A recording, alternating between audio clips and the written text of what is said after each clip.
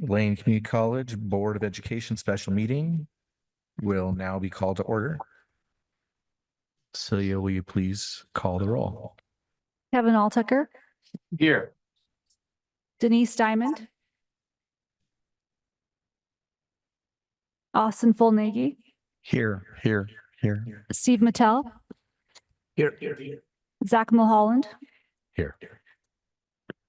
Julie Wiesman. Here.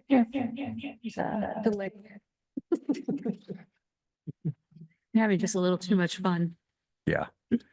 Why don't we go ahead and do the land recognition for this meeting will be done by Shane Turner. Shane, will you please provide the recognition? I'd like to start our meeting with acknowledgement that the land that we are on is the traditional homelands of the Kalapuya people. The Kalapuya were stewards of this very land for over 14,000 years before their traditional way of life was forever disrupted. We start our meeting with humility and reverence for the original inhabitants, the Kalapuya. Thank you. We'll be moving on to the adoption of the agenda. I'd like to ask that we move, the naming of the Health Professions Plaza to the beginning of the agenda. Without objection, we get a vote by acclamation. All in favor, please say aye. Aye. Aye. Okay, the agenda is approved. I'd like us to do any questions or comments on the responses to information requests. No question. Okay, seeing none. Unfortunately, our sixth board member is having some technical difficulties and is not online yet. I wonder if we can wait 2 or 3 minutes before starting the first interview in order to allow them to get here. We just decided to move forward with the. Oh, I'm sorry. The next item on the agenda is the Health Professions Plaza. Name it. And she doesn't have to be here. Yes, Brett, we are delighted, absolutely delighted to bring this to the board. The board might be aware that we have a policy on naming, and we are bringing an opportunity for that this evening, and we could not be more excited about that. I asked Brett to lead this effort, and right now he's going to give you information about this opportunity that we have here at Lane. Thank you, President Bulger, members of the board. It's my honor this evening to be here on behalf of, what we call ourselves, the Margaret Hamilton Naming Committee. And as you may or may not be aware, the college has a pretty long history of acknowledging past presidents who have served the institution and have named various landmarks at the institution, from the Mary Spieldy Downtown Center to the Moscas Courtyard, the Gagne Terrace, Eldon Schaefer Drive, Parnell Loop, and on and on. And so it is kind of in that spirit that the committee brings forth to you this evening a recommendation to name the new plaza outside of the Health Professions Building in honor of President Emeritus Margaret Hamilton, who was our former president. Most of you had the opportunity to serve with Marge. We gave it a lot of thought as to what would be an appropriate space on campus. And as you may or may not be aware, Marge was a nurse in her profession before she entered higher education. And if you had to pick the perfect president to get you through a pandemic, it would probably be a nurse. Yeah. And so she was our president through most of COVID. And at the same time was the champion for the 2020 bond that passed. And one of the projects that was funded through that bond that passed in 2020 was the Health Professions Building that just finished up next to the gym. And so we thought there was, we couldn't think of anything better to name after Marge Hamilton than a plaza outside the Health Professions Building in the spirit of her career of education and health, and also with her support for the bond passing in 2020. And so you'll see in the packet this evening, we included some photographs that show you where the plaza is. It's right at the bottom of the bridge if you were walking from this side of campus out towards the Health Professions Building on the right-hand side. And so that is our recommendation tonight. It's just an information item on the agenda.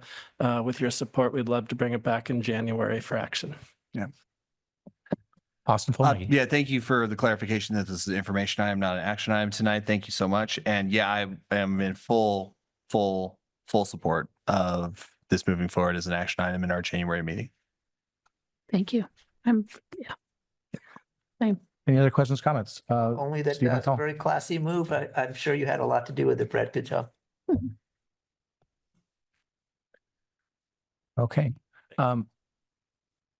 Anything else on this item?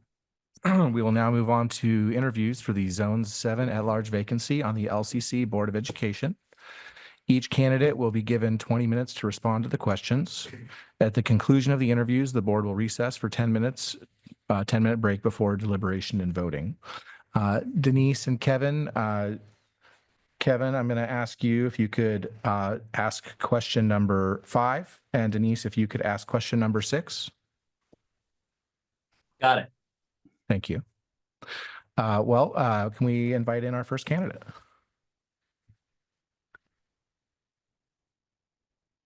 And the first candidate is going to be Jim Arnold. Thanks. Hello, Jim. Hi there. Thank you for coming tonight to speak with us. You bet. My name's Zach Mulholland, the board chair. So we've got 7 questions for you this evening. So we're going to do a little round robin, starting with Austin. We'll each ask you 1 question. Perfect. The 4 of us here and 2 online. Great. And you have 20 minutes total for the interview. So you have about 3 minutes per question. And the last question will just take 1 minute. So Right. we'll get started. I've got notes. I wanted to make sure I didn't ramble and stayed within my time limit. All right. Okay. Well, with that, we'll get started. Excellent. Thank you. Welcome. Question number 1, why are you interested in serving on the Lane Community College Board of Education? And what personal, professional, and volunteer experiences do you have that have prepared you for the role, for a role on the LCC board? I've been a resident of Oregon since 1970. I moved here to go to grad school at OSU. I ultimately moved to Lane County in Eugene to take a job with the Oregon University System Chancellor's Office in 1995. So I've been, in the last 30 years, I've lived 20 of those years here in Lane County and consider this my home. I have a real interest in and commitment to this community and Lane County and LCC. I've served in many roles in colleges and universities in Oregon. I believe I could offer a unique and educated perspective on the issues that this board considers. And I think this is finally my time to pursue this as a capstone to my career in higher education. I want to be involved. I want to be of service. And I hope you all agree that this is a good fit for me at this time of my life and what I want to do here. In terms of my experience that leads me here, I know higher education very well. I know Oregon higher education especially well. My academic credentials include a PhD in higher education from Indiana University. I was employed by the Oregon University System Chancellor's Office as Director of Community College Articulation. I was, during those years with the Chancellor's Office, I was the liaison from the university system to the community colleges in the state. So I worked with all of the public institutions in the state and some of the privates. And I worked with both boards. I worked with the Board of Higher Education. I worked with the Board of Education. And I worked collaboratively with community college staff at all levels, from the president to academic advisors. I worked the gamut. Mostly on matters of student transfer and program articulation, but I was a troubleshooter in lots of areas. Then after the Chancellor's Office experience, I was employed as an academic dean at 3 community colleges for some period of time, two of those colleges here in Oregon and 1 college in California. In those positions, I was a budget manager and supervisor of faculty and staff. I hired faculty, I prepared class schedules, I responded to student interests, needs, and complaints, and a whole bunch of other duties. And I've served here at Lane at the ground level as a part-time faculty member and part-time classified staff. I served 1 year as the VP for part-time faculty for LCCEA, and one of those years also as a member of the Budget Development Subcommittee here at LCC. So in sum, I know higher education, Oregon higher education especially well, and I would really like to put all of this to service here on this board. Thank you. Next question. One of the board's responsibilities is to plan for the future of the college. What are the biggest challenges facing LCC and how would you try to solve them? What do you believe are the major opportunities? Well, there's lots of challenges that have caught my attention, and I'll list a few of them. I made a list. Challenge number one, of course, is the budget and financial stability of the institution. Budget issues have always been a factor in Oregon higher education ever since the passage of Measure 5 back in 1990, which limited property taxes and fundamentally changed the way schools were funded at all levels. And as a member of the Budget Development Subcommittee here at LCC, I think I have some level of understanding of the budget challenges here on this campus. The second challenge is the cost of tuition, which is related, of course, to budget. It's a barrier to students. It can limit access, affect the student experience, and impact enrollment. Challenge number three is the low morale on campus. I know this firsthand as I've been a part-time classified and part-time faculty member here. I think probably you have some sense of this as you've been listening to the public comments that have come before the board. Challenge number four is poor labor relations. For example, as evidenced by the controversy and the strife over the minimum qualifications in the ABSE and ESL departments, the increasing number of grievances on the campus, and the increased legal costs that have been occurred here as a result. Challenge number five is the low level of resources devoted to mental health needs for our students on campus. I come from the part-time faculty ranks in counseling, and I have some firsthand familiarity with this issue. And challenge six that I've listed is basically sort of related to morale. It's the administration's approach towards shared governance and the discord that has created. You take a drink.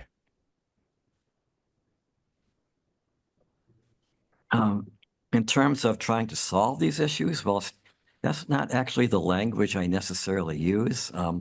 I certainly would love to work collaboratively with you all to wrestle with these issues and make this a collective effort in terms of what we can do here.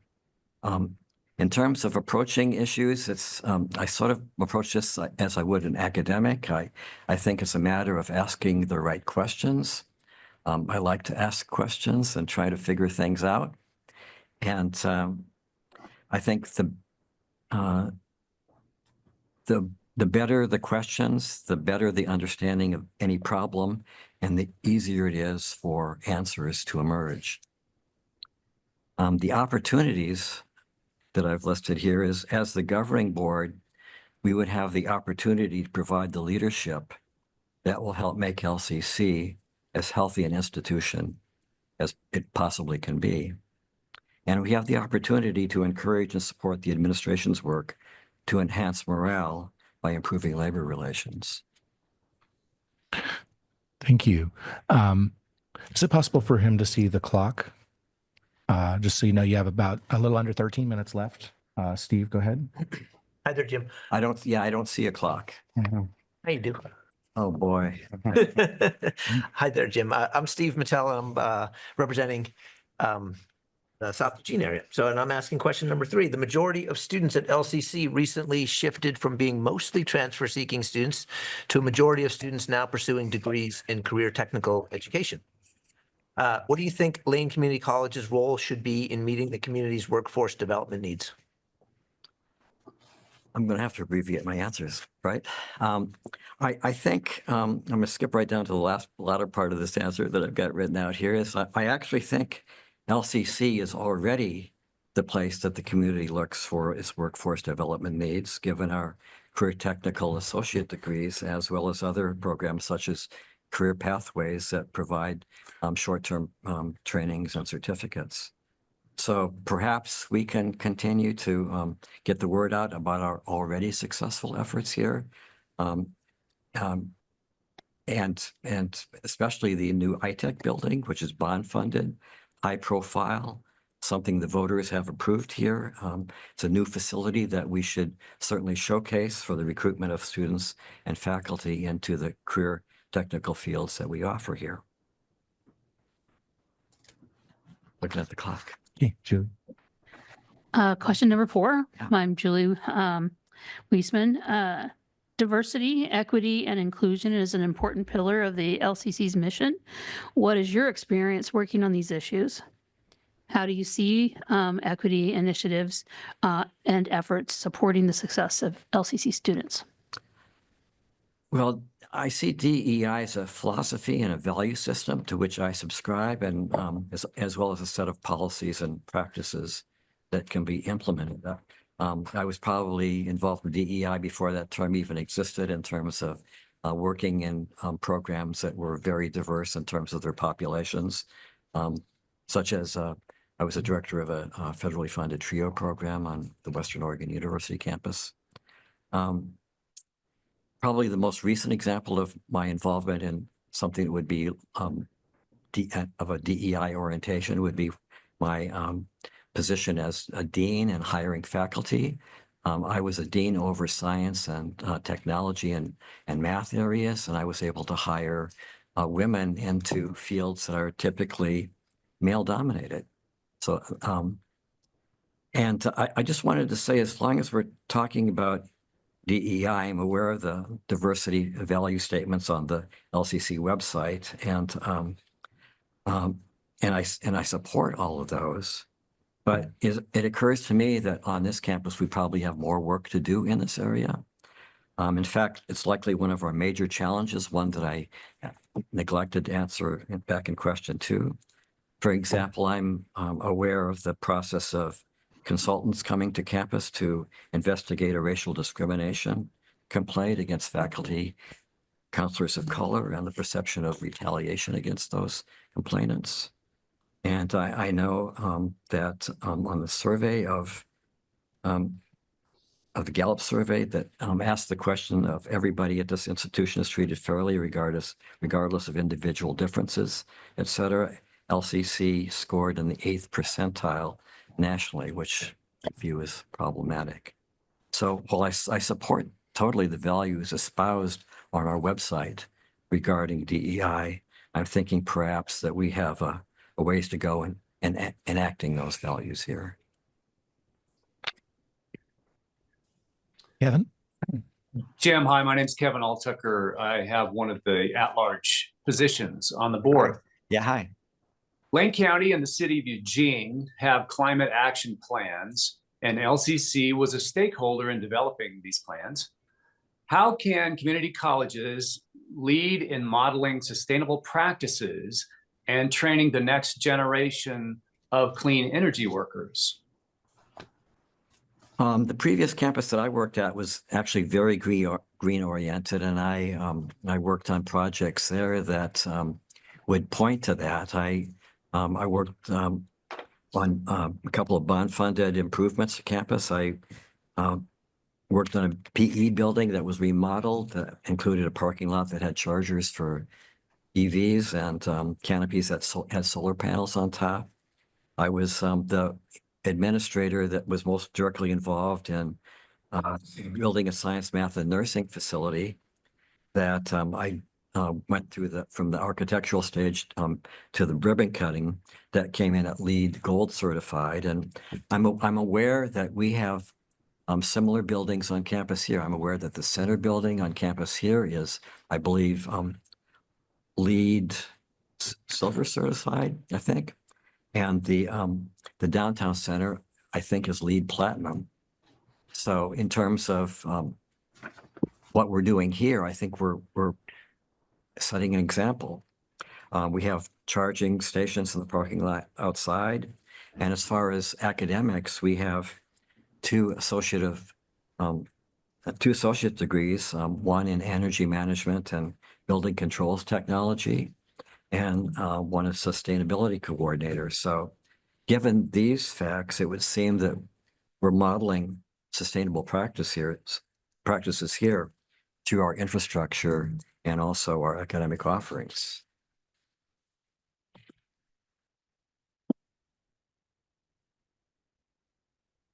Okay, Denise. Hi, Jim. I'm Denise, speaking to you from Florence. Number 6, what would be your top 3 priorities if you served on the LCC board? Well, first of all, my overall goal in joining the board would first to be to learn the culture of the board, find my place and fitting in, and just leading the lay of the land. I would sort of use the advice of a very well-known former University of Oregon anthropology professor who advised a person entering a new culture to talk a little and listen a lot. So that would be my primary goal entering. But in terms of my priorities on the board, priority 1 would be to provide a sense of leadership on the board that would lead to enhanced morale by letting faculty and staff here know that we have their backs. Priority 2 would be do what I can do as a board member to advocate for better labor relations on campus, which works on both the issues of morale and the budget. And priority 3 would be to do what I can as a board member to advocate for enhanced mental health services here on campus for our students.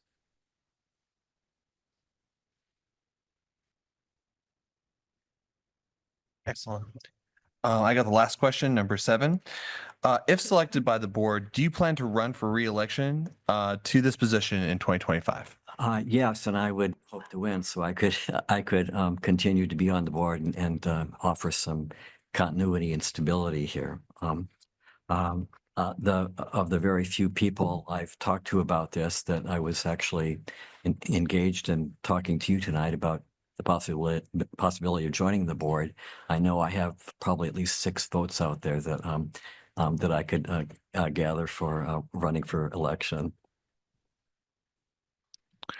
Okay, well, we ended up getting you to rush and now you got about 4 minutes left. Is there anything else that you'd like to I add? left out some stuff that I wanted to get to, but it's going to be would be hard to go back to that. I guess in terms of a summary statement, maybe. Yeah. I believe I have the background and probably a unique set of skills and experience that would allow me to fit in rapidly as possible and be a productive board member. I hope I've made the case for that. I ask you for your support. I appreciate this a lot. All right, thank you so much. Thank you. Thank you. Thank you. Okay, we're gonna give everybody about 2 or 3 minutes just to write up any notes that you may have after that first interview, and then we'll be bringing in the next candidate, which will be Jesse Maldonado.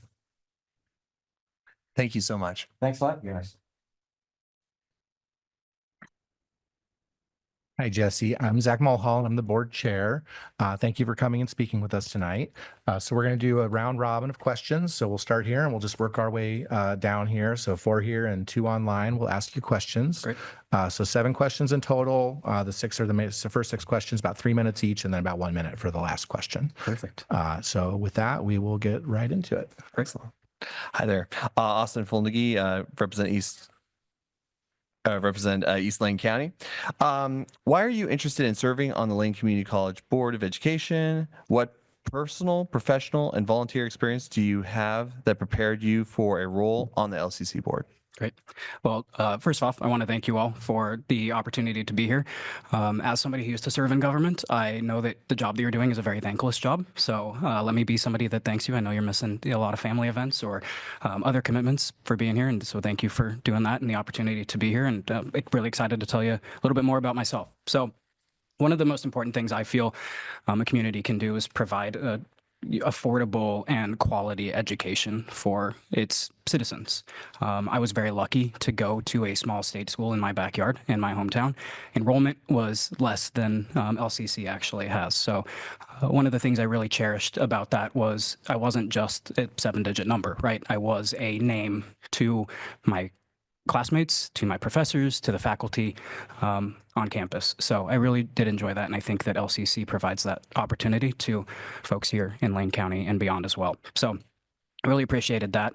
And the reason why I got very interested in this is recently I moved to Eugene. I graduated last year with my master's in public administration. And during my time getting my master's degree, I was very lucky to teach as a grad assistant, intro to public policy, and really found a passion for teaching all 150 students that I had over the course of 2 years, and really became passionate about education and seeing students interact and challenge themselves and challenge each other and challenge me.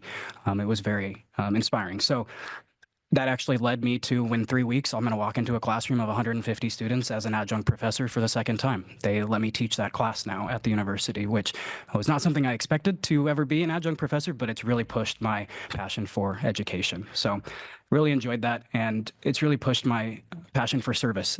It's intro to public policy, and I really like to teach students about local government and boards like this that they might not have received earlier on in their life. And I'll talk about a lot of my experiences. As you know from reading what I provided to the board, I was elected at 18 to city council in my hometown and got to serve my community for 4 years. It was really a passion of mine to take on government. I really enjoyed the minutia. Budgeting became something I actually enjoyed, which I never thought I'd say, especially as an 18-year-old. So I really love service, contributing in the community. I would love to be a member of this board. When I first moved to Eugene, within a year, I ended up actually on the Eugene Parks Foundation with Kevin, and got to help them run their bond and provide a little bit of support for the parks in this community, because I want to call this place home. And yeah, I'm just really excited about this opportunity. So Thank you. I want to stay on time for you guys. One of the board's responsibilities is to plan for the future of the college. What are the biggest challenges facing LCC, and how would you try to solve them? What do you believe are the major opportunities? Sure. I think the number one challenge, and it's no shock to anybody here, and is financial stability and sustainability of the college. Funding is always an uphill battle. It's always an issue. We know that there could be some uphill battles with the federal government and funding in the next few years. It could become an issue. We know that the governor's budget doesn't call for all of the funding that community colleges asked for this year, and there's an opportunity for us to get creative and work with state legislators to lobby on our behalf to ensure that we get more funding, because we're providing a very great service here with the college. So I also think that a major challenge is enrollment, keeping the trend positive, right? Typically, when you have employment this low, college enrollment dips. We have a positive trend line at LCC. That's a good place to be. So keeping that trend line positive I think is a necessary part of this board. So that's a challenge, but I also think retaining staff and faculty, obviously that is a big piece of the job of the board too, ensuring that our students have folks to teach them and be on campus. So some major opportunities. Hispanic serving institution is something, as a Latino, I think would be great to focus on. Getting to that 25% threshold of students on this campus being Hispanic or Latino, I think is very important. And there's no Hispanic serving institutions in Oregon, so why not be the first, right? I also think one of the greatest opportunities is the fact that voters just 4 years ago passed a bond in support of LCC at 50% threshold. Asking for $121.5 million is no small ask. And to get such a positive response, folks trust this institution and they want to support it. So I think that if we can show them that we're continuing to use their money wisely with the open house that's coming up in April, and I think if there's a need to go for another bond at any point, it's be less of an uphill battle, because we're going to continue telling them what their money is going for. And lastly, I think, and we'll talk about this a lot later too, is career technical education. Such an opportunity, the iTech building, the health professions building, encouraging new enrollment, showing that there are new opportunities here at LCC for these students. And lastly, one thing that I think is such a unique part of LCC is the flight school. For the first time in history, pilot supply has dipped below demand. And we've never seen that, right? With mandatory retirements at 65, there's going to be a lot of pilots retiring, and we have a flight school right here, so we can help fill that gap moving forward. Hi there, Jesse. My name is Steve Mattel. I've been on the board for 3.5 years, and I represent South Eugene. And I got question 3. All right, the majority of students at LCC recently shifted from being mostly transfer-seeking students to a majority of students now pursuing degrees in career technical education. What do you think Lane Community College's role should be in meeting the community's workforce development needs? Yeah, as I mentioned, career technical education is something that I see as a huge opportunity. Blaine Community College should be the biggest, one of the biggest, if not the biggest, provider of workforce development in Lane County. It's such a unique opportunity to provide that, and we need so many things, so many skilled workers in this community. We need more health professionals. That's no shock to anybody here. We need more people to build houses. We have a housing shortage in this community. And so we can train folks to be the skilled workforce that we need in this community. We can continue to talk to businesses and see exactly what they need and ensure that the curriculum matches the needs of today and tomorrow and not yesterday. Those are big things that we can do as a institution. Another thing that I have seen at my alma mater that I would love to see LCC participate in is the National Coalition of Certificate Centers. They do a national signing day, similar to high school athletes signing on to go to their next institution, right? And this is an opportunity for folks who are going to go into the trades to have a moment of fame, to sign on and say, I'm going to go and practice this. There's dozens of institutions across the country that do this. And I think it's such a great opportunity to get some press and show the citizens of Lane County what we're doing here at LCC and encourage more folks to join us. So I think that is such a opportunity with career technical education, and LCC should continue to be at the forefront of that in Lane County. I'm sitting here listening and forgot that I have number 4. Okay. I'm Julie Wiesman. I'm with 3 in Springfield. Been on the board for 6 months. Congrats. Diversity, equity, and inclusion is an important pillar of LCC's mission. What is your experience working in these issues? How do you see DEI initiatives and efforts working and supporting the success of LCC students? Yeah. Thank you, Julie. I think diversity is a strength, full stop. Diversity is a strength of any institution. No students, it's not just the students either, it's the staff on this campus as well. I think that need to make sure that everyone, our staff and our faculty and our students should look like each other. We should have diversity, equity, and inclusion all across this campus. I think it's become a tactic to use that term, but I do think at the meat and potatoes of diversity, equity, inclusion, it just means let's lift everyone up. So that's where I'm at. I also want to make sure that we're not treating diversity and equity and inclusion as box checkers. I was a Latino brown kid in North Idaho. If you know the demographics of Idaho, you can know that I kind of stuck out, right? People ask me to do a lot of things, give speeches, serve on boards, speak on behalf of an entire population, right? People of color are not monoliths.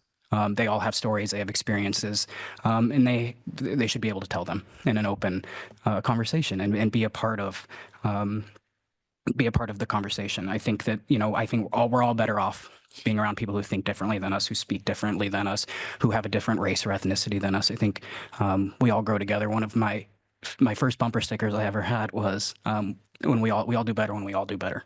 And I think that's such a key piece of this here. And I think another thing that I saw, obviously preparing for today, was that the president's welcome letter is now in Spanish as well on the website. And I think these are all great initiatives to continue pushing forward and bring us to a point where this institution looks like who we serve. Thank you. Hey, Jesse, thanks for coming tonight. Yeah. Lane County and the city of Eugene have climate action plans, and LCC was a stakeholder in developing these plans. How can community colleges lead in modeling sustainable practices and training the next generation of clean energy workers? Thanks, Kevin. I appreciate that. I think just the same as career technical education, putting our money where our mouth is, right? Leaning in, putting our heads down and getting to work. I think that all the decisions we make as a board should have the community action plan in mind. The classes we offer should incorporate the community or the climate action plan and have students thinking in that realm of how the decisions we're making, or the things we're doing, the courses we're taking, how do they fit into climate action plan, right? I also know that LCC is striving to be carbon neutral by 2050, right? I think that's a great goal, but it's no shock to us, living through these once in a generational ice storms twice, the fires that are continuing to rage here in Oregon, that the clock is ticking. And 2050, I think, is a great goal, but why not try to be a little bit more, right? If that's not possible, then we at least tried, to turn over every stone we can to try and be more ambitious and expedite that as much as possible.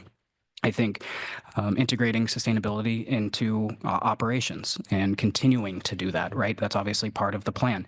Offering specialized clean energy training programs, more hands-on learning with that career technical education, partnering with local industries and making sure that we are promoting awareness and job pathways in this field of career technical education. And I think when we tailor the curriculum here about the community or climate action plan.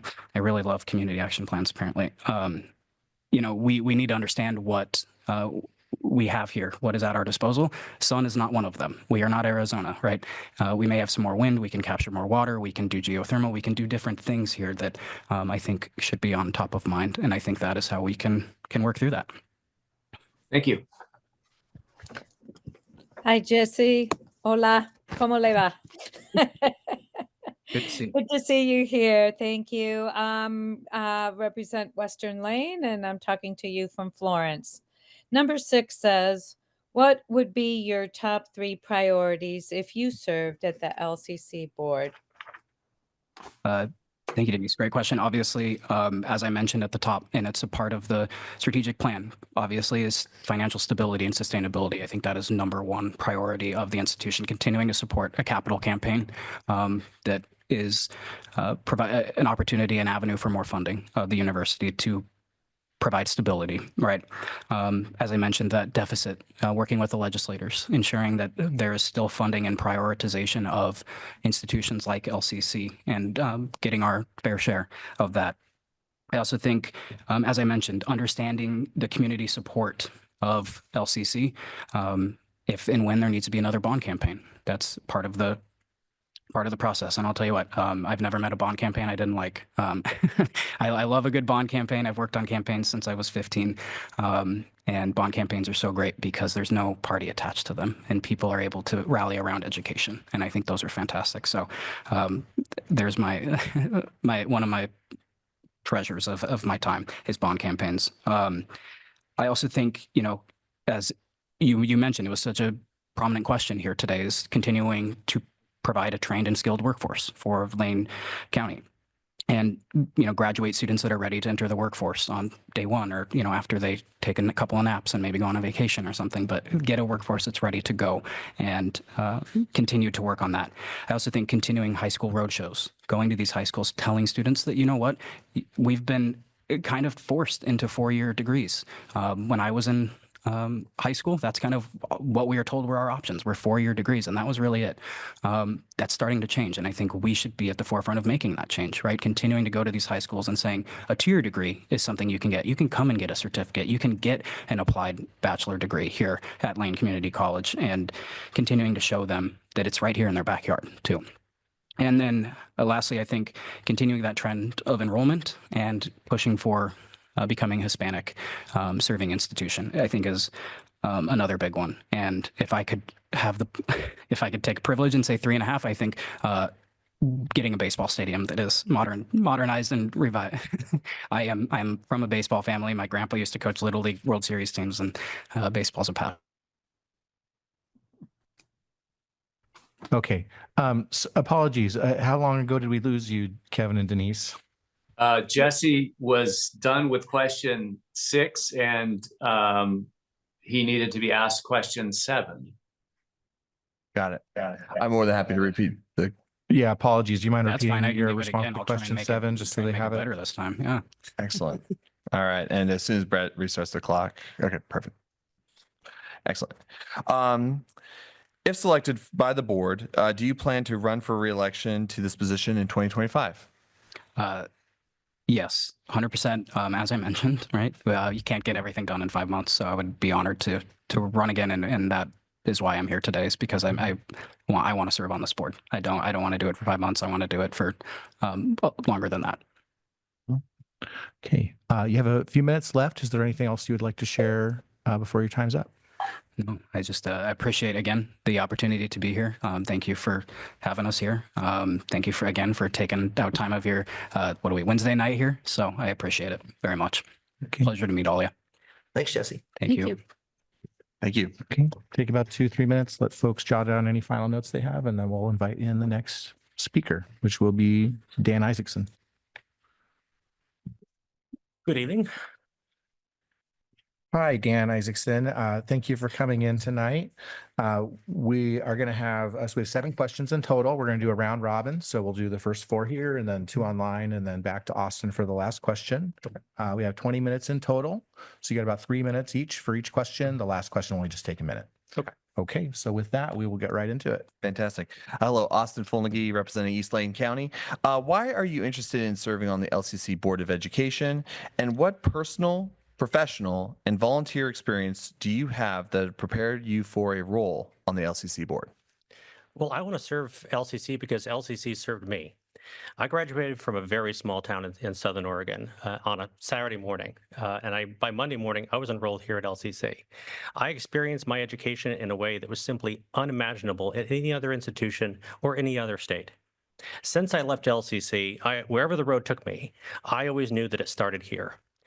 The road that shaped me is also the road that prepared me for this role. Attending a community college, this particular community college, prepared me to understand this institution's promise. Teaching adults returning to education for the first time in many years after in the workforce prepared me to understand the complexities and the challenges our community has in using LCC to expand their skills. Founding several companies, including at the time the nation's largest drone photography company, prepared me to see the intersection of innovation and business. Serving our community as one of your planning commissioners has prepared me to make decisions in the best interest of the public and then being accountable to them for it. And after losing my best friend to suicide, it prepared me for a lifelong pursuit to find the causes of mental illness, to step into people's grief and understand their navigation in using a North Star to navigate that horrible experience. What's interesting about this particular board seat is it's an at-large position. And as Mr. Altucker will tell you, that means that there needs to be a little bit of Oak Ridge and Lowell and Florence in this position, not just simply Eugene and Springfield. There needs to be an understanding of the challenges, the opportunities, the culture of all of our county's citizens. I have that understanding. As I said, I come from a very small town. My graduating class had 5 people in it. I'm very familiar with the idea that your next door neighbor knows a lot what goes on inside your house in a small town. But let me give you an example of some experience and how it led to actual changes.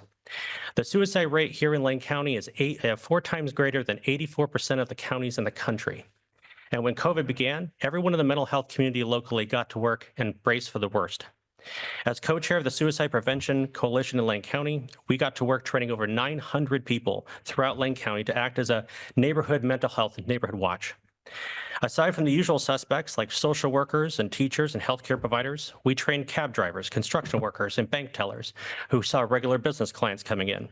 We focus on every city, every rural area of Lane County because it's the baristas who serve coffee in the morning and the bartenders who serve beer at night that know their communities more than anybody else.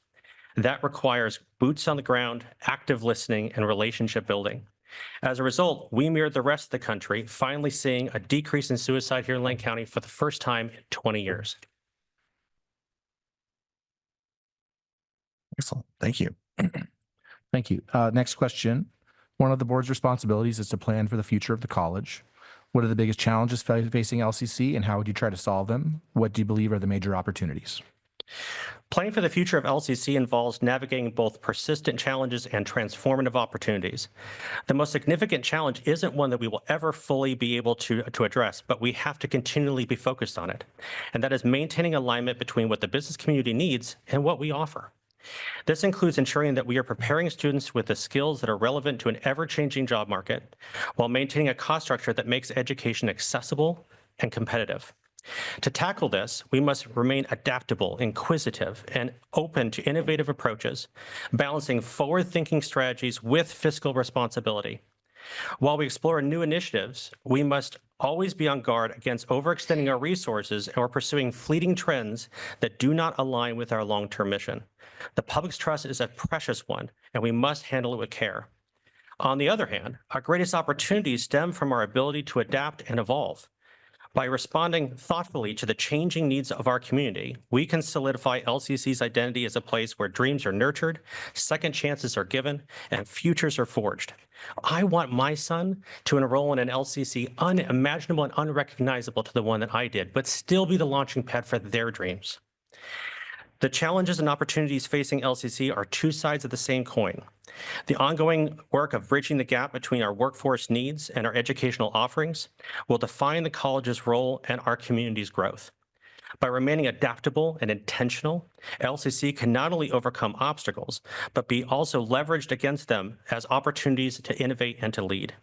The question is not simply just to solve problems, but about positioning ourselves to thrive amidst change, turning challenges into stepping stones for the next generation of students and the communities that we serve. Hi, Dan. My name is Steve Mattel. I'm been on the board for 3.5 years and serve the South Eugene area. I've got question 3. Sure. The majority of students at LCC recently shifted from being mostly transfer-seeking students to a majority of students now pursuing degrees in career technical education. Why do you think Lane Community College's role should be, what do you think Lane Community College's role should be in meeting the community's workforce development needs? Well, there are those that say that a college education is diminishing and that there's no guarantee of success by getting one. But let me tell you something, that the value of a college education is not diminishing, it's evolving, and we have to evolve with it. Students look to us to provide something marketable, valuable. That means that we need to offer not simply generic CTE classes, but always examining how each class compares with the needs of our community. Are the techniques, technology, and training here more valuable than what students can get on the street or with an employer? Our role is to lead in that effort.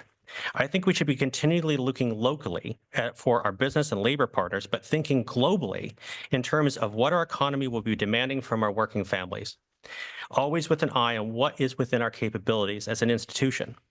I count many friends within our local building trade unions, including the former head of the Lane County Central Labor Council, a member of this board previously, who have mentored me and continue to inspire me with their unwavering commitment to workforce development. Their guidance has shown me that the invaluable role that unions play in shaping career pathways and sustaining strong communities. A conversation about technical education that excludes that insight, guidance, and expertise that our local trade unions has is a missed opportunity. By forging stronger partnerships between LCC's education program and union apprenticeships, we can create a seamless pipeline that delivers skilled workers to meet our regional needs while building sustainable family wage center career centers for our community members. I recognize that our resources come from a collective instrument. Our local community, our students, our state and federal workers. Over the past 20 years, I've cultivated strong, trusted relationships with our local elected delegation. Leveraging their collective influence is not just an opportunity, it's a responsibility. We must advocate with purpose and precision to ensure that the next generation of tools and resources that LCC needs and deserves is here. As a small business owner who hires from this community, I have seen firsthand the growing need for talented, skilled workers who are ready to contribute on day one. Lane Community College plays a critical role in meeting that need by equipping students with the technical skills and certification that industries demand. In my experience, when employees are well-trained and job-ready, they not only help businesses thrive, but they also position themselves for higher wages and more career stability, enabling them to support their families more effectively. By aligning its career technical education programs with the realities of the local job market, LCC has the power to elevate the community as a whole, creating opportunities both for workers and employers at the same time. I am Julie Wiesman. I've been on the board for 6 months. I have number 4 question. Diversity, equity, and inclusion is an important pillar of LCC's mission. What is your experience working on these issues? And how do you see DEI initiatives and efforts supporting the success of LCC students? Well, thank you for that question. You know, when I came here to meet with Dr. Bulger last week, I was reminded that we're a community college that sits on top of a mountain. You got to climb it to get here. And we have to work to make sure that that is just a simple geographic term rather than an analogy for access by what we offer to some of our students in our community. The real tragedy of abject poverty and exclusion is that it breaks the connection between effort and reward, and life becomes apparently arbitrary and brutal. We have to know where we can make a difference and then concentrate our efforts there.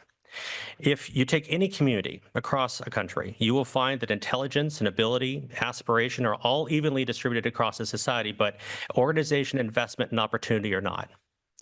My work at the National Alliance on Mental Illness, Lane County Mental Health Advisory Committee, and the Trauma Intervention Project rests solidly within the DEI lens. Those affected by mental illness, especially in underserved and marginalized communities, whether short-term or chronic, often places them in a world of disadvantage. The stigma drives the silence. Fundamentally, each of these organizations that I help lead have a common thread. What we do is to show that if you work with other people, you can make a difference, and therefore, because you can, you should. Here's the differences that we made. At NAMI Lane County, we created a culturally responsive, trauma-informed support and education. Specifically, the NAMI family-to-family, peer-to-peer, and NAMI Basics program. These initiatives focus on educating family members, caregivers, and individuals with lived experience to reduce the stigma and foster an understanding of mental health conditions. By helping participants navigate the mental health system, which is arduous, these programs empower people to advocate for themselves and their loved ones.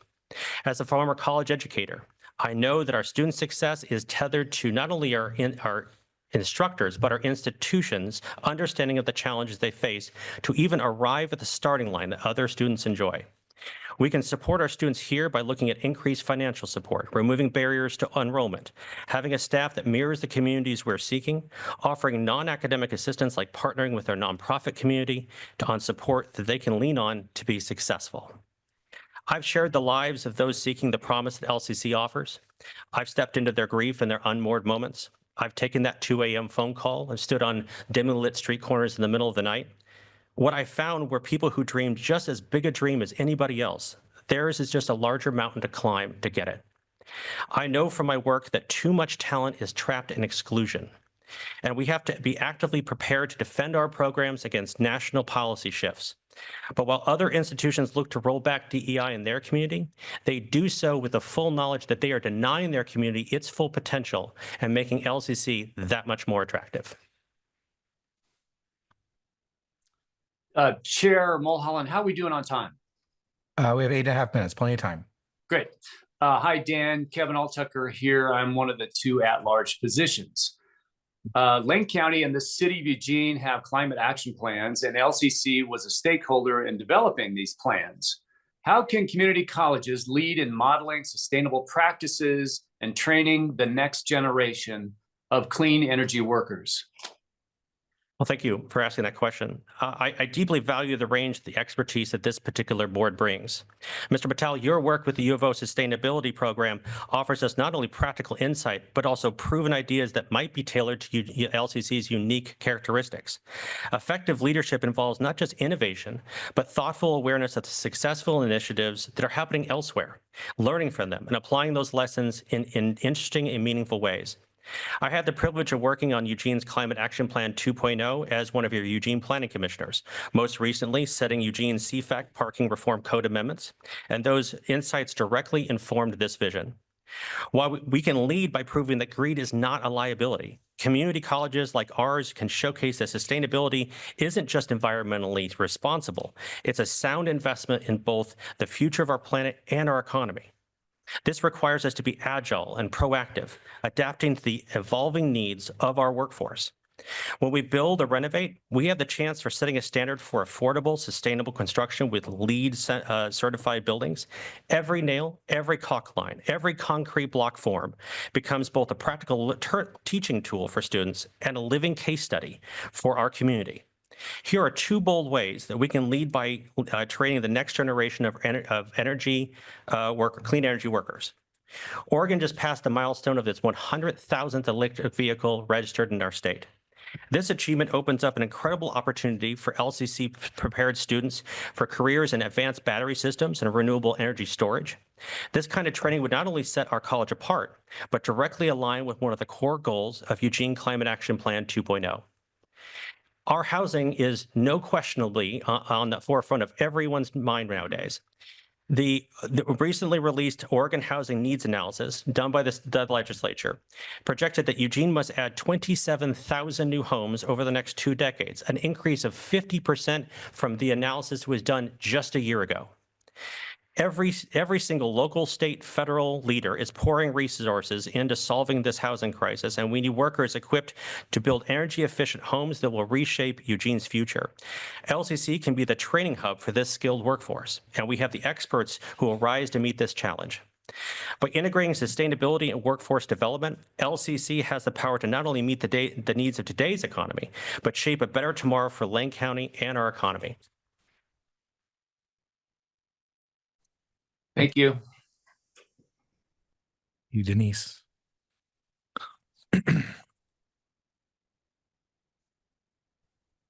Thank you. Hi, thanks. Is that an echo? We The got Garrett some feedback. Question, so. Here, why don't I go ahead and just read the question, Denise? Okay. Yeah, it's doing echo. Are you? Yeah, don't worry about it. I'll read it. What would be your top 3 priorities if you served on the LCC board? I agree with you, Mrs. Wiseman, from your answer in July. This is a difficult question to answer, and I've read the strategic plan. I've reviewed over a year's worth of meeting minutes and video from your previous board meetings, and what I don't know through context or in interpersonal communication that you've had, I'm willing to learn. Our students expect me to do my homework as well.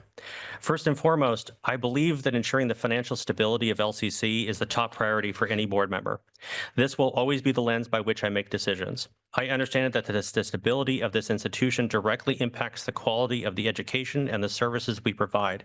So I'll be tirelessly working to support the financial integrity of LCC. Second, mental health services remain a primary focus for me. I'm committed to expanding the mental health options available to both students and faculty. When I leave this board, I want LCC to be recognized not only for its academic excellence and sustainability, but also for its leadership in reducing stigma, offering trauma-informed care, and providing a steady stream of trained healthcare workers ready to meet our community's needs. Lastly, I'd like to get to know what our capabilities are. So I'll be spending a lot of time asking and learning from this body and our staff and asking the how questions.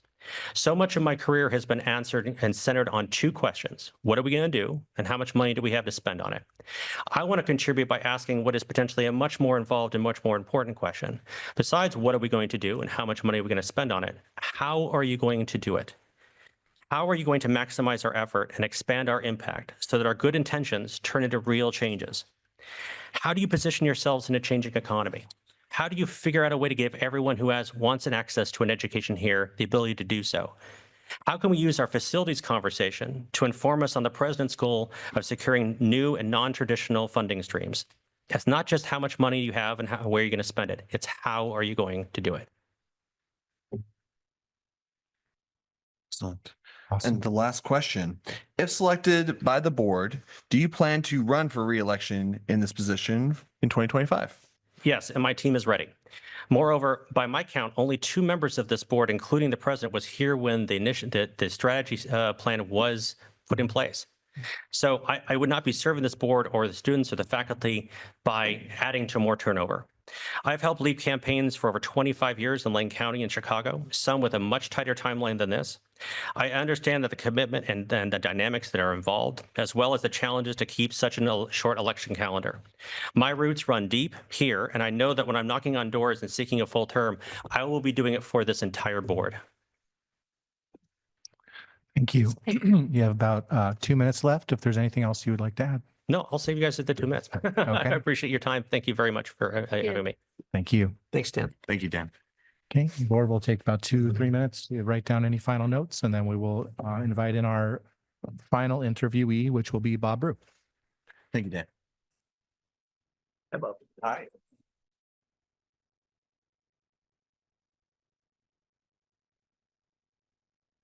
Hi, Bob. Thanks for joining us tonight. My name is Zach Mulholland. I'm the chair of the board. We're going to be doing a round robin of questions. So 7 questions in total. You have 20 minutes. So about 3 minutes per question. And the final question will only take a minute. Sure. And so we'll just start here and we'll go around. So we've got 4 here and 2 online, and we'll get through all 7 questions. Sounds great. Hi there, Austin Fulniger representing East Lane County. Why are you interested in serving on the LCC Board of Education? And what are personal, professional, and volunteer experiences do you have that have prepared you for a role on the LCC board? Well, thank you. And thank you for the question. First of all, I do want to apologize. I'm coming off of a cold, so I have this I hope my voice holds out. So thank you. When I was 19 years old, I started out attending Lane Community College. I grew up here locally. After that, over the next 10 years, I moved on and went to, got my bachelor's degree and then my master's degree. But I like to think that Lane set me up for success. But beyond that role as a transfer portal, as I was working my way towards my bachelor's degree, I worked my way through college doing construction. So I had the opportunity to work with folks in all the trades. I was a plumber's helper in residential construction. I was an electrician's helper in hospital construction. So I saw the importance of career and technical education in creating great jobs for families. I mean, great jobs for people to support their families. When I retired, I had been the deputy director of the Higher Education Coordinating Commission. Prior to that, I spent 4 years as the director of the Office of Student Access and Completion. This is the organization that provides the Oregon Opportunity Grant, the Oregon Promise, and a variety of other financial aid programs for students. I later became the deputy director for Higher Education Coordinating Commission. This organization obviously provides the budgets for community colleges, public 4 years. We regulate private career schools. We work with the Department of Education on workforce development. So I had a broad experience in working with all those entities. Prior to that, I had about 20 years of local government finance experience. So I like to hope that I bring a wide variety of experience and a commitment to higher education that could be of use to the board and the community. Thank you. Next question. One of the board's responsibilities is to plan for the future of the college. What are the biggest challenges facing LCC and how would you try to solve them? What do you believe are the major opportunities? Well, I believe that some of the biggest challenges are the ongoing struggle between state funding and student tuition.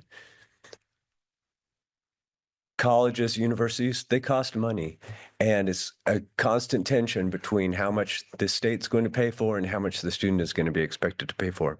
So that's been a problem. It will continue to be a problem in the future. I think finding and hanging on to great employees is a challenge. Especially when you're having funding issues, it's retaining the folks that actually make the product that you want to sell, that education.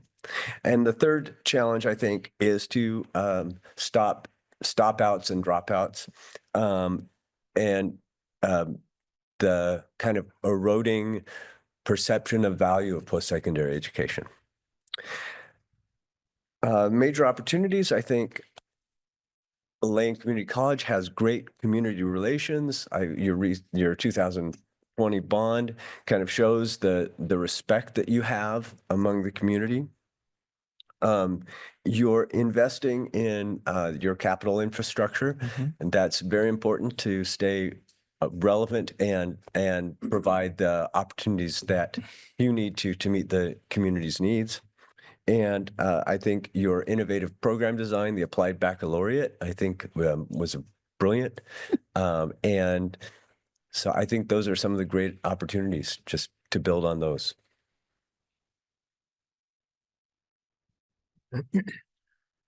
Hi, Bob. I'm Steve Mattel. I've been on board 3.5 years and serve the South Eugene area. And I've got question 3. The majority of students at LCC recently shifted from being mostly transfer-seeking students to a majority of students now pursuing degrees in career technical education. What do you think Lane Community College's role should be in meeting the community's workforce development needs? Excellent. Thank you, Steve. Well, I believe that the community college in general and Lane in particular is much more closely tied to the community than a public four-year would be, for example. So I believe you have a great opportunity to not only serve the community that supports you, but serve the students that come here. So to be responsive to, I'm sorry, lost my train of thought. I think that the college should be, rather than responsive, be proactive, look for those opportunities to work with the cities and the county when new businesses are considering coming into the area. Be there at the table and say, how can Lane help?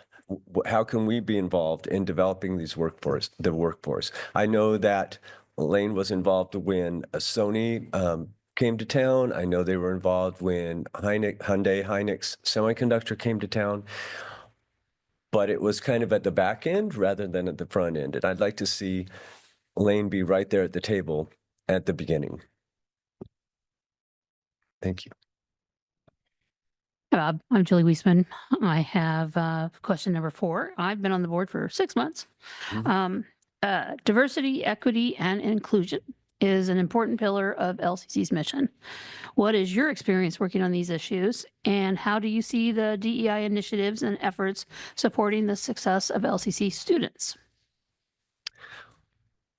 Well, from my first professional job at Lane Community College, something like 40 years ago, I was involved in the first Lane County 40 years ago. I was involved in the first equity working group in the county. And ever since then, at every job I've worked at, I've been involved or chaired the DEI efforts. When I was at the Higher Education Coordinating Commission, I chaired a working group of DEI officers of community colleges. I was also involved with a working group of DEI officers from the public four-years. And I was the liaison with the 12 Oregon tribes. And I worked with them extensively throughout my career. I believe that I am a lot wiser than I was 40 years ago. And they say that the fool believes himself to be wise and the wise man knows he's a fool. So I know I have a lot yet to learn. So I hope to be a student going forward. I'm going to share something with you. Can I share, just hand something out really quickly? Yeah,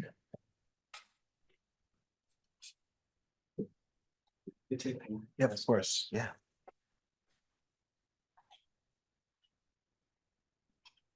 So I was feeling really good about my community. And then in 2020, this is a photo taken from my driveway in Springfield. This was a peaceful demonstration that was taking place in Springfield. And this fellow in the yellow shirt decided to show up and stand a post in the corner of my driveway. I don't know who he is or where he came from, but obviously he was there wearing a mask and carrying an assault rifle. And it made me embarrassed of my neighbors. It was a difficult thing, and it helped me to realize that we have so far to go. We still have so far to go. So thank you for letting me share that. I did report that and share that with the police as well. Hi, Bob. Thanks for coming tonight. Kevin Altucker here. I have one of the 2 at-large positions. Question number 5. Lane County and the City of Eugene have climate action plans, and LCC was a stakeholder in developing these plans. How can community colleges lead in modeling sustainable practices and training the next generation of clean energy workers? Well, I think the answer is in the question. I mean, for when I look at the projects on your bond, clearly sustainability is an integral component of that, and it's that kind of leading the way, being an example to your students and your community. Looking for opportunities to create your own climate scorecard and hold yourself accountable. Go for those LEED certifications on new constructions and hold yourself accountable. So in terms of how can you, I believe, what's the language? Model sustainable practices. It's exactly that. It's look for those opportunities and hold yourself accountable for meeting your goals. And training the next generation, I absolutely think it involves looking for opportunities in industries that are doing this work and saying, how can we be involved? How can we support our students going into this career field? And what do you need from us? Making those connections and finding those opportunities to help your students have these successful careers. Thank you. Hi, Bob. Denise here. I represent Western Lane and zooming in from Florence. Question number 6 says, what would be your top 3 priorities if you served on the LCC board? Sure, thank you. I think to be brief, I would say remain innovative, remain relevant, and care for the fiscal long-term health of the college. By remaining innovative, I mean look for those opportunities to be on the leading edge, whether it's your sustainability practices or your course offerings, and remain relevant. By that I mean find ways to continue to show what you're doing to the community, show the value of what you're providing to the community and to the students. Continue to build those relationships, both in the schools and in the local governments and in the business community. And then fiscal health long term. This is not new to you, but look for ways to look out in the future and try and figure out as best you can that balance between investing for the future and remaining financially affordable for your students.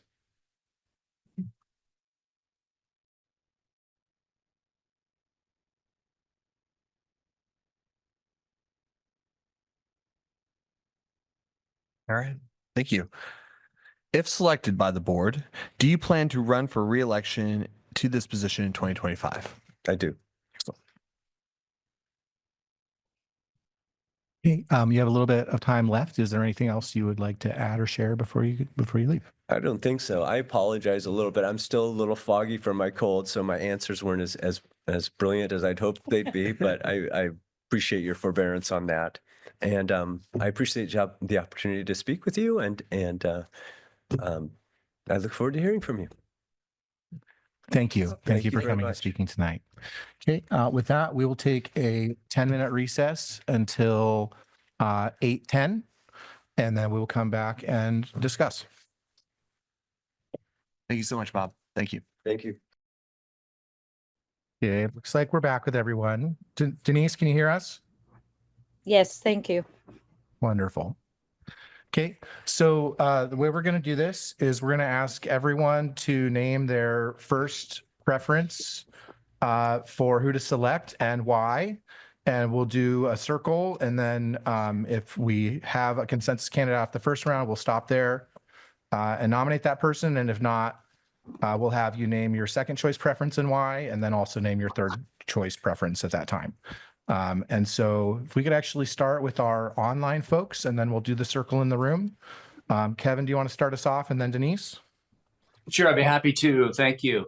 Well, first off, let me say I was impressed with all 4 candidates, and I appreciate the time that they spent preparing for their presentations and then actually coming to speak before the board. It's not an easy thing to do. And I think,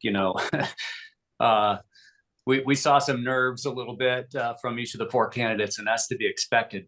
I enjoyed hearing about each of the candidates. I learned a lot, and I actually enjoyed learning about their experiences and their reasons for joining the board. Okay, my first preference, the person who has risen to the top of my list, is Bob Brew.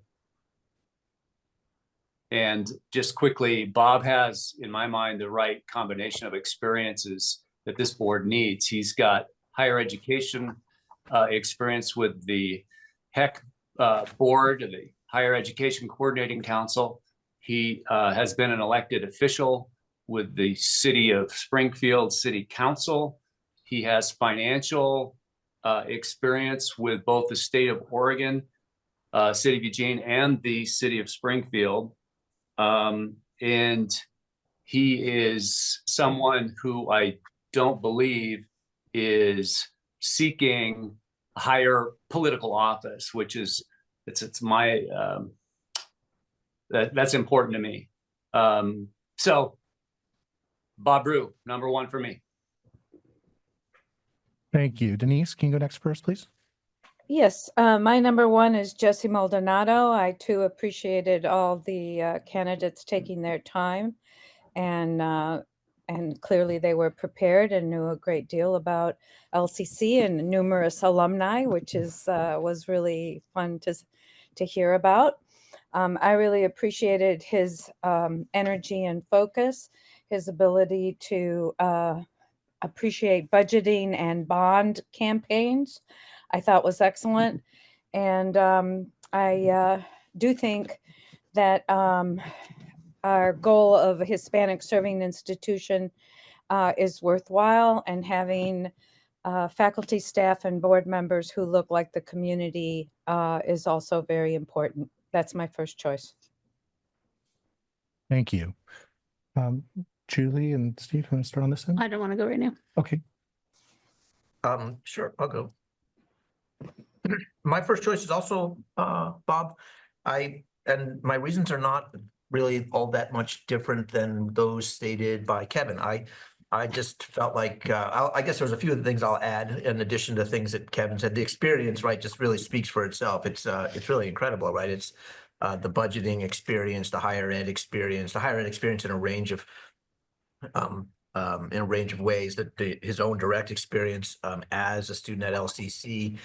I just felt like he spoke in ways that just kind of were more, I don't know, a little bit more intimate, a little bit more, a person I felt like was listening, was more, was going to be easier to collaborate with, share perspectives with. And I'm looking for that stuff as well. And I thought he did a really nice job. Thank you. Austin? Yeah, first off, I kind of approached this with the mentality of our LCC equity lens. I also approached this in regards to our future bond that we want to pursue come 2027, and also just what I see this board as a toolkit. Like, what's the tool in our toolkit that we're missing? And with that, Jesse is my number one. I agree with what Denise was saying in regards to HSI, especially with Hispanic serving institutions, and making sure that we prioritize that as a strategic goal, which obviously isn't part of our strategic plan. Incredible ideas around CTE programs, professional development, reaching out to marginalized communities, experience directly with pursuing a bond such as the Parks bond, experience with budgeting, experience in public office, and a variety of other different. And he mentioned students the most, and that was really like, when I'm looking at my written notes, I see students in multiple areas, and out of all the candidates, that's where I saw that word the most. Thanks. I'll go last and then loop back to you, Julie, if you like. I'm in agreement with Austin and Denise that My first preference would be Jesse Maldonado. I think that having a younger voice on the board would be very, very valuable.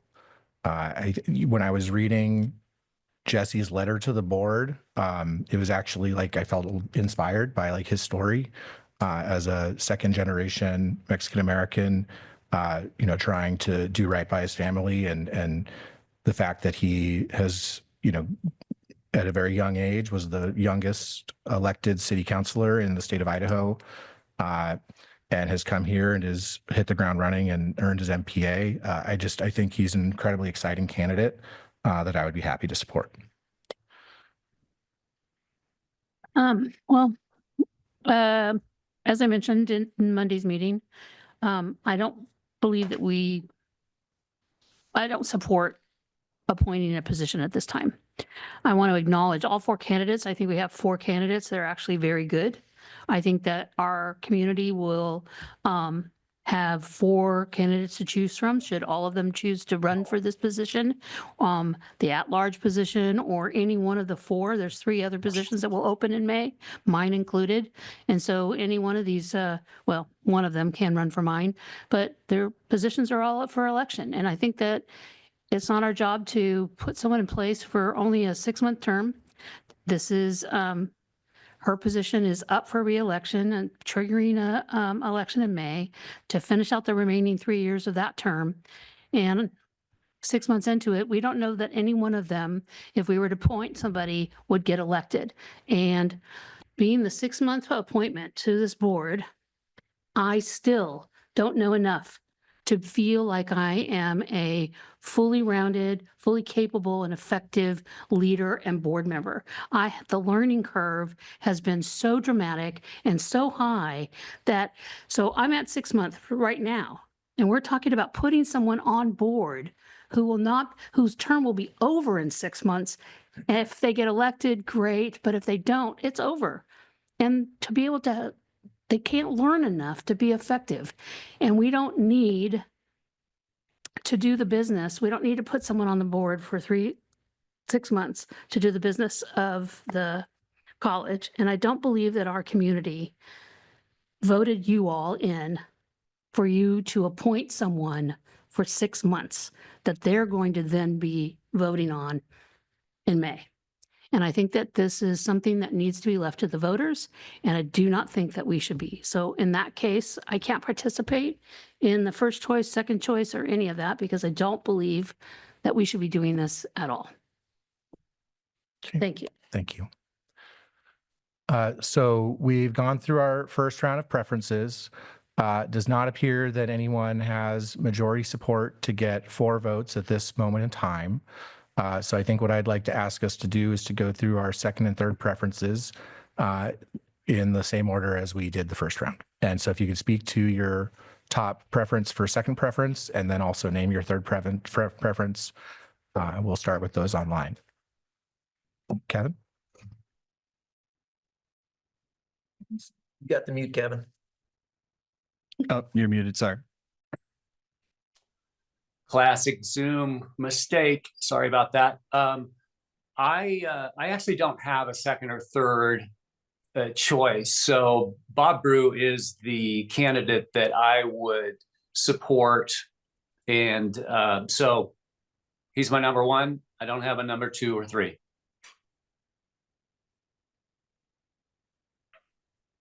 Denise?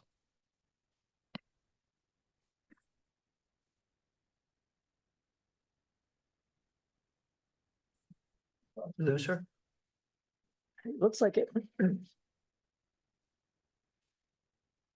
Chat. Well, She's an attendee, so you need to allow her to be one of those to speak. Oh, I see. Yeah. We're gonna transfer your access. You got moved to. What? Did you just do it?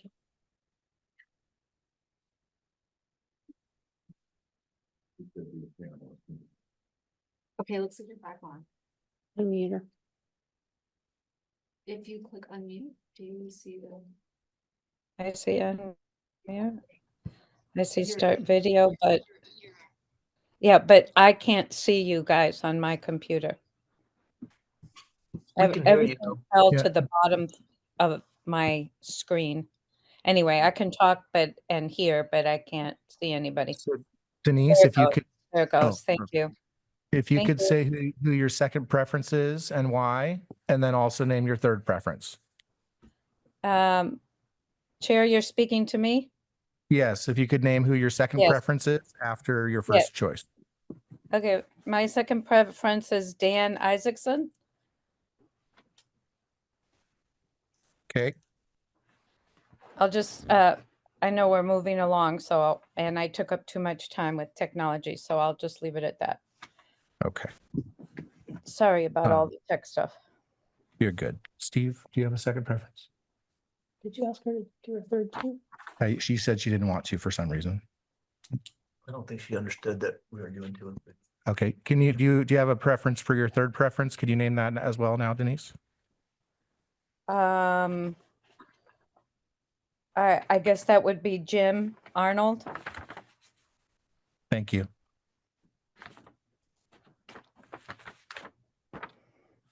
Steve?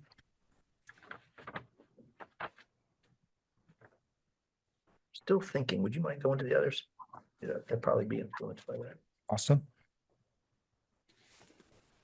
My second choice is a really close second, to be honest. Dan Isaacson, in so many different aspects of the background knowledge, the research done about not only like a year's worth of meeting minutes, strategic plan, and so forth, and it showed in his answers. Overall, I really appreciate his focus on mental health. This is obviously a priority within our community and in the governor's budget and state budget. I share in the belief that we play a vital role in training the workforce for that. There was a lot of great things around workforce development in general. And I really appreciate the answers around that. I appreciate also the analogy of a mountain, that we're on the top of a mountain here, and there's some really good connections there of how we can remove barriers. I appreciated the answers, especially around students and staff, background in education, background in working towards community development, and with that, the possibility of a bond.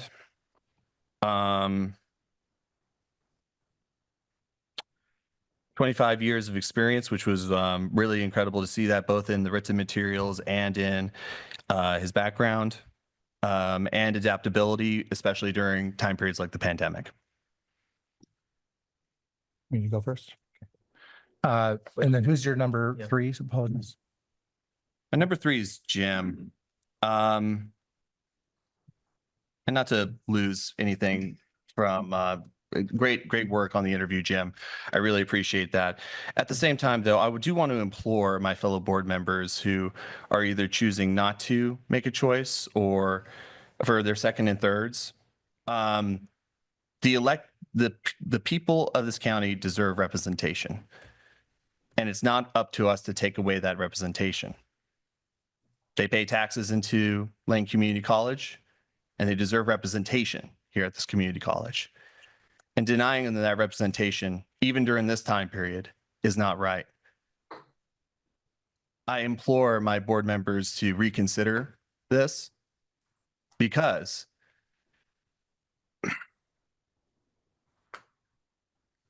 we believe in representational democracy, and we need to represent, even with this short time frame, which we've seen this before, by the way, where we've appointed someone either at this community college or other community colleges.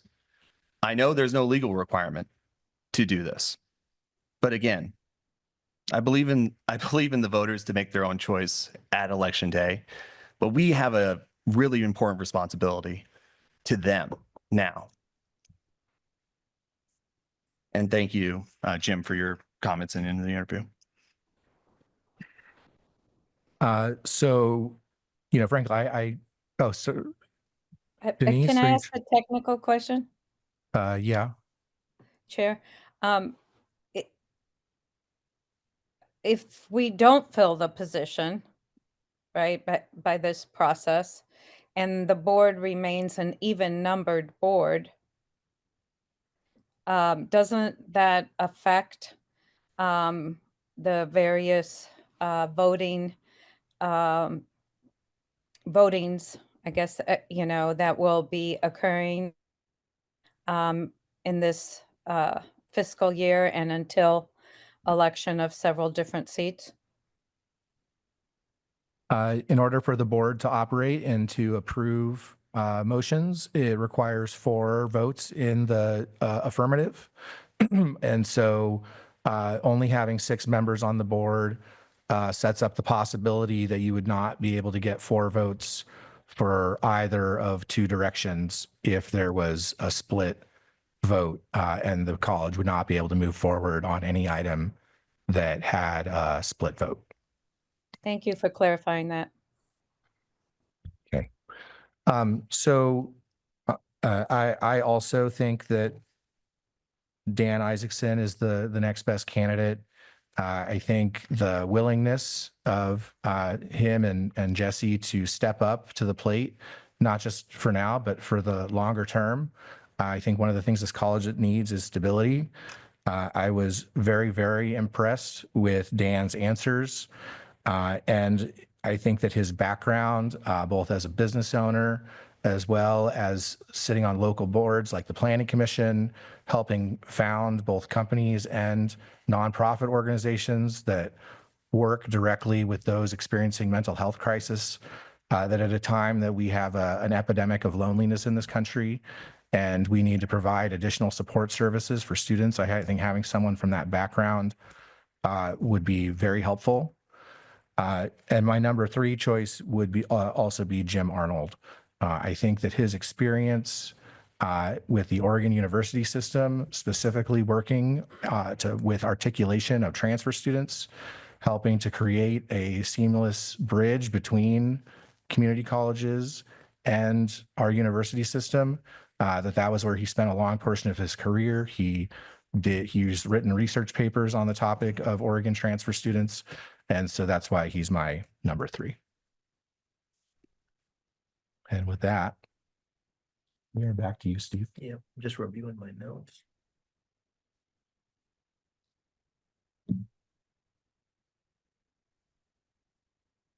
Well,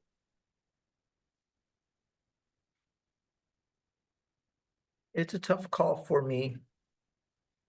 But I think I am, again, find myself with Kevin. I am not, I don't think I can support any of the other 3 candidates at this point in time.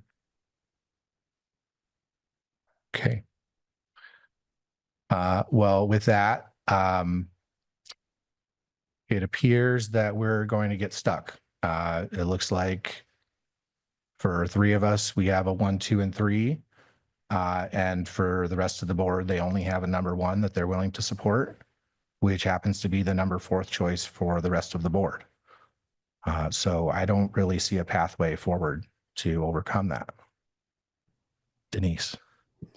I might have missed something, but is trustee Julie willing to, I don't know what happens to the screen. I'm so sorry. If you can hear me? Yes, we can hear you. Okay, so my question just is, given the information that you shared about needing a 4-vote majority to pass the things that the board needs to pass on behalf of the college and moving forward, does that change anything for trustee Julie? Would like to respond? Yeah, can you stop sharing that because it's messing with Denise's screen. Oh, thank you. It doesn't change anything for me. I'm quite clear that we can do our business with 4 votes. We have 6 people on board. But I think this particular vote demonstrates that another reason why I think this should be left to the voters. That we had 4 very good candidates from 4 very different experience levels, that 3 of the members on this committee supported 3 of the candidates. two of the members of the committee supported a different candidate. And so that just shows the kind of diversity that we have in our county. And this is an at-large position. And I think that the county should be choosing, not us. And yes, I understand representation and all of it, but this is a very short time to put somebody on a board that's going to be up for reelection. They have to announce in March and then do it. I know I have to. And Steve's seat's up, right? My seat is up, and Austin's seat. No, I'm sorry. Thought you said 3.5 years. Sorry, you were up. But so I think My this is seat what we. is up. Mhm. Just so you're clear, my seat is up. Oh, yeah, got it. Well, I find it disappointing that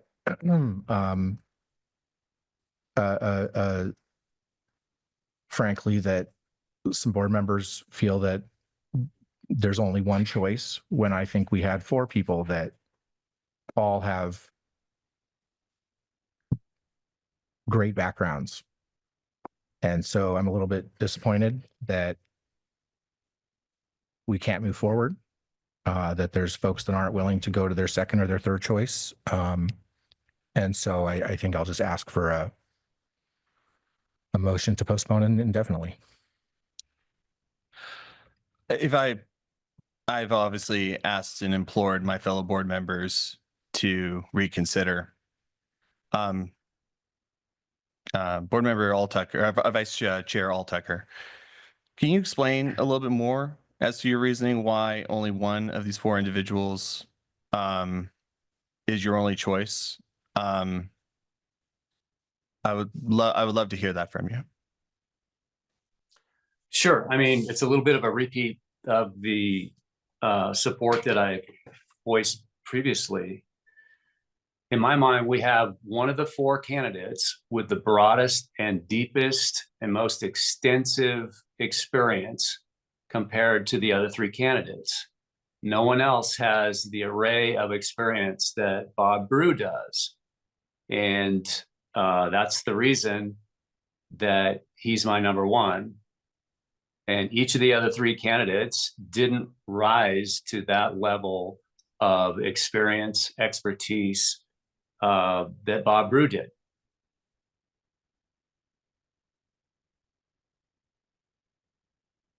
Really want to, sorry. I think Steve had his hand raised first. Just want to check real quick before somebody puts a motion up to postpone. I get there are 2 of us who are supporting Bob as our number 1. Zach, I get that Bob is your number 4, but I have also heard you say that you said the other night you'd be proud to, work with any of the 4. Given that, would you be willing, in order to seat a 7th person, to join us as a 3rd person supporting Bob? I don't think I can do that. I have a 1, 2, and 3 choice. There's reasons for that.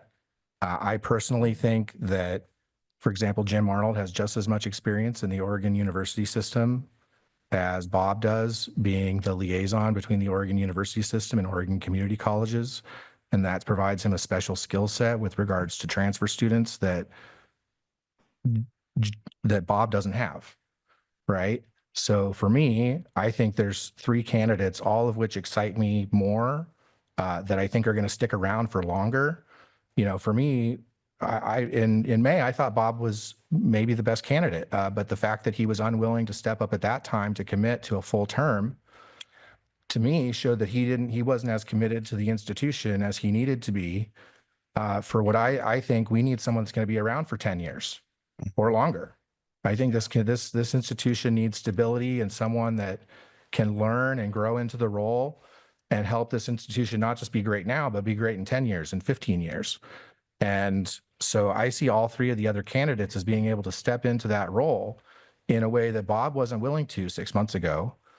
And I'm not convinced as of tonight that has changed significantly. So I don't feel like I can support Bob at this time above my first three choices when we have three other amazingly qualified candidates and we have half the board that's unwilling to support anyone except for your number one. I don't think that's fair to the three of us that think Jesse is the number one, or the three of us that think Dan's number two, or the three of us that think Jim's number three, to say, actually, no, the three of us, our fourth choice should actually be the one, because two of our members are being very obstinate and saying, no, only ours are the highway. Point of order. I apologize.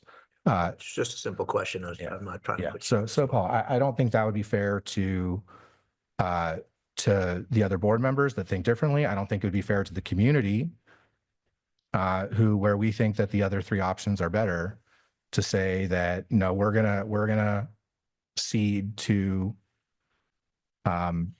those that aren't willing to make a compromise. Chair. I'm ready to move. Yeah. go Make a ahead. motion. You make it. Please do. Well, I move to postpone this item indefinitely. Second. Is there discussion for postponement? I guess there would, there would be a discussion on the motion at hand. Thank you. Denise?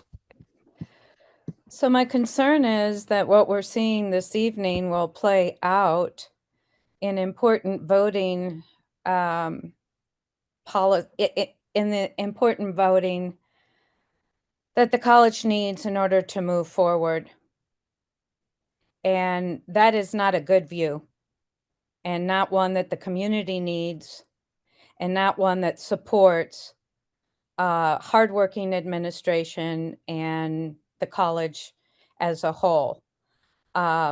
So I don't support that we're postponing this indefinitely. That is not healthy. And I don't see that this division I'll put it the other way. I am concerned that this kind of division will play itself out, and we will have very difficult time in passing things that need to be passed for the operation of the college. Austin? Yeah, you're right. The community does not deserve this in any way, shape, or form.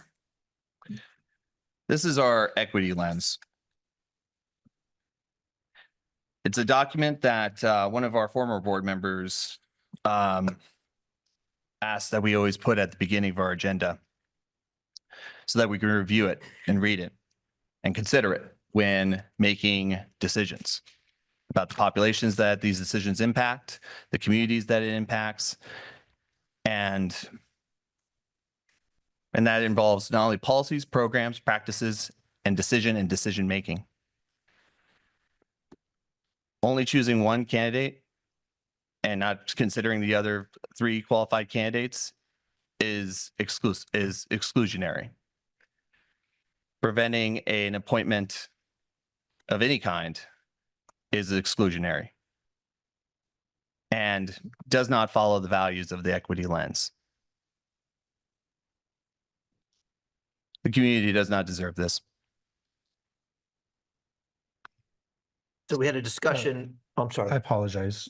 Julie, thought you were were you? pointing at me. I'm sorry. I did. I think Julie might have been first, though. It's okay. I Go mean, ahead, I have no. I just want to speak to, our role, and the reason I even joined this board was to provide. In fact, I was really excited to put my experience as executive director, as a board chair of, I can't even count how many boards I've sat on. I even teach about board governance. My love of LCC and students and this whole institution, and my passion for having that be. And that's why I joined this board, so I could put those skills to work.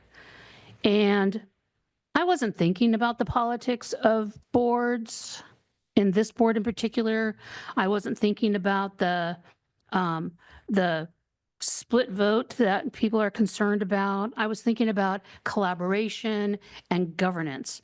And boards of education, govern through policies. They govern through policies and the establishment of strategic goals and priorities that we then hand off to our one employee, the CEO and president of this institution. That's our job. Our job is not to get into the theories and how our academic systems work. Our job is not to figure out how to fix little ideas about transfer. That's not our job. Our job is to talk about it big time. We have staff and we have our president who brings that to us and then we discuss it. That we have candidates who don't have enough experience as board governing systems, but have a lot of institutional experience can be as problematic as someone who has lots of experience and thinks that they know how it should all be done. And so I believe that representation and fairness and equity, and I just really don't like equity being thrown at me as a exclusionary, because I believe that what I'm actually advocating for is something that's very inclusive. So instead of having these 4, 5, 6 people on the board deciding who's going to represent this institution for 6 months, that we just decide that we do not need to do that, and we're going to put that onto the hands of the voters for the next 4 years and maybe the 10 years and all of that. We do not have to fill this position. We are not mandated to do that. The voters did not ask us to do that. We're not trying to fix something. And so that's the only reason I'm pushing for this. We don't have to do this, and I don't believe that we should when we're so close to an election. So I just want to put that there. Thank you. Awesome. I've heard the term division on this board, heard several times. I've heard it multiple times in multiple board meetings where we are a divided board. I will say, though, some of the most divisive topics that we've had, we came together, we solved problems, and we came to solutions. One in particular was a special board meeting where we were talking about the student health clinic. And we left that board meeting, even though there was division there, with conversation, collaboration, and a path forward. And that path forward led to keeping the student health center. The division, so I actually question that fallacy of division. And I actually really do. Because even though there's disagreements in mentalities, processes, how we, even the future of this institution, I've seen this board do some incredible work. And saying in absolute terms that, nope, this is my only candidate, or I'm not going to choose at all, is not collaboration. I implore my fellow board members for collaboration. So the other night when we discussed the process for tonight, we discussed this exact situation as well, right? Should we come to an impasse, whatever it might be, that we would resolve it with the motion that I just made.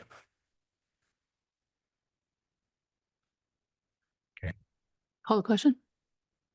I don't think that's necessary. I was about to.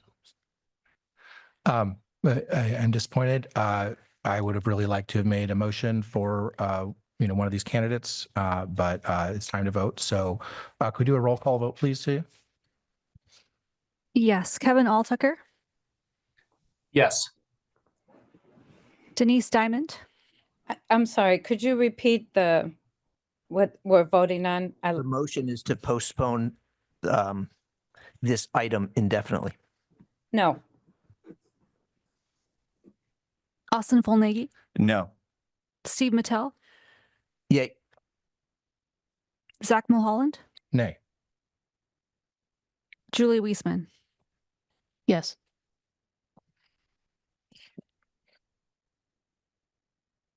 I'd like to move that we approve Jesse Maldonado as an appointment to the LCC Board of Education. I second. Oh. Any discussion? Chair, Yes. did you want to rule that motion didn't pass? Apologies. The motion fails as it failed to receive a 4-vote majority. Any discussion on the motion on the table? Seeing none, so you would please do a roll call vote. Kevin Alltucker, No. Denise Diamond, Yes. Austin Fullnagy, Yes. Steve Mattel, Nope. Zach Mulholland, Yes. Julie Weisman. Abstain. The motion fails as it failed to receive a 4-vote majority. I move that we appoint Dan Isaacson to fill the Zone 7 at-large vacancy. Point of order, Chair. Yeah.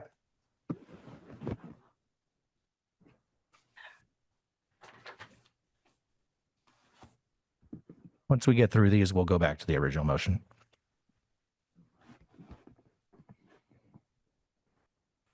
Any discussion on, was there a second? Oh, second. Any discussion of the motion?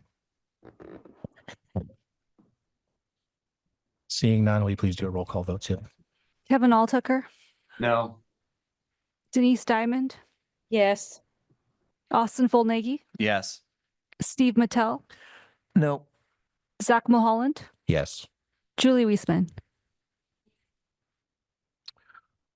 The vote fails as it failed to receive a 4-vote majority. I move that we appoint Jim Arnold to the Zone 7 at-large vacancy. I'll second that. Any discussion? Seeing none, so you would please call roll.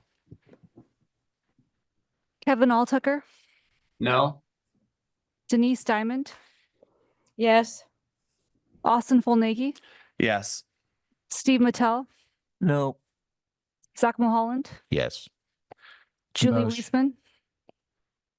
The motion, having failed to receive a 4-vote majority, fails. I move that we postpone this item indefinitely. Is there a second? You're not going to take a vote on the last candidate. I'm sorry. I'm figured. Well, I mean, you just went through the motions with 3 of them. Why would you deny? the Sure. fourth? Why not? Why don't you go ahead and make that motion, Steve? Sure. I move that we appoint Bob to the vacant seat. Is there a second? Second. Any discussion? Seeing none, so will you please call roll. Kevin Alltucker, Yes. Denise Diamond, No. Austin Fullnagy, Can I be skipped in the roll call vote and I'll come back to announce a vote? Steve Mattel, Yes. Zach Mulholland, No. For the record, can we confirm if Julie is present?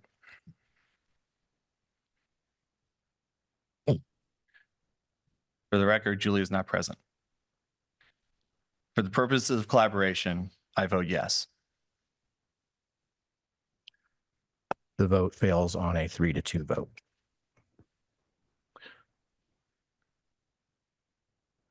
I move that we postpone this item indefinitely. I think but can we we've already done that once. Are we not allowed to do that again? I don't know, Brett. So a motion to reconsider that vote would have to be made by, well, it would need 2/3 vote, but it would have to be made by the side that was in, when it's a tie 3-3, there isn't a winning or a losing side. So it would be the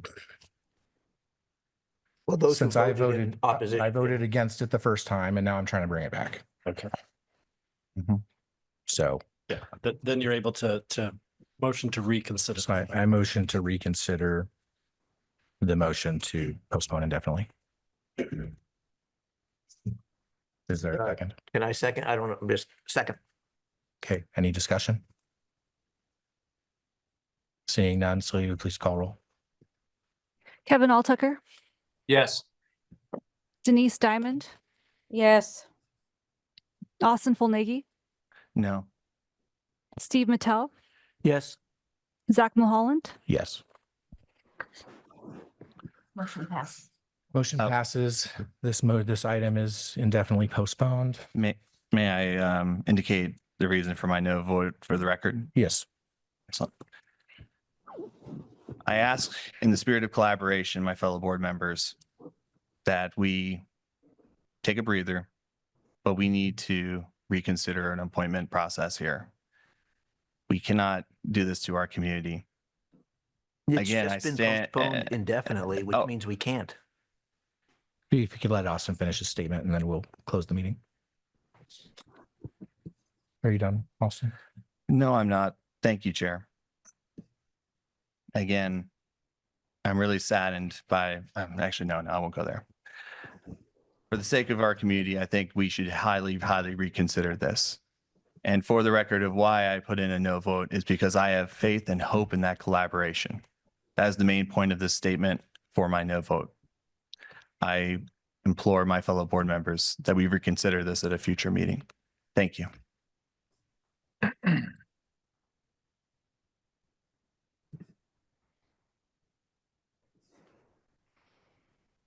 Okay, that ends this item. Are there any board member questions and comments?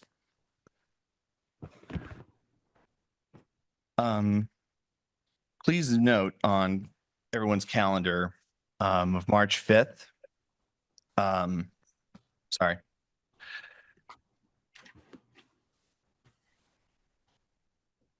Please note on everyone's calendar on March 5th that we will be participating, that there's a lobby day up in Salem. This is put together by Oregon Community College Association. The governor's budget came out and we are $50 million short of our legislative ask. And we will need not only collaboration of board members, faculty, classified professionals, and students to get the proper funding that we need for current service level and for the various things that we're trying to push for as community colleges. I also want to state that we should bring forward a resolution from the Oregon Community College Association that supports our legislative, I'm sorry, that brings forward our legislative items that we are supporting. Unity in this way by our community colleges is really critical and very important. And I ask that we bring that resolution forward at our next board meeting. That item has been added to the consent agenda for January. Fantastic. Thank you. With that, our meeting is adjourned. Thanks, everyone.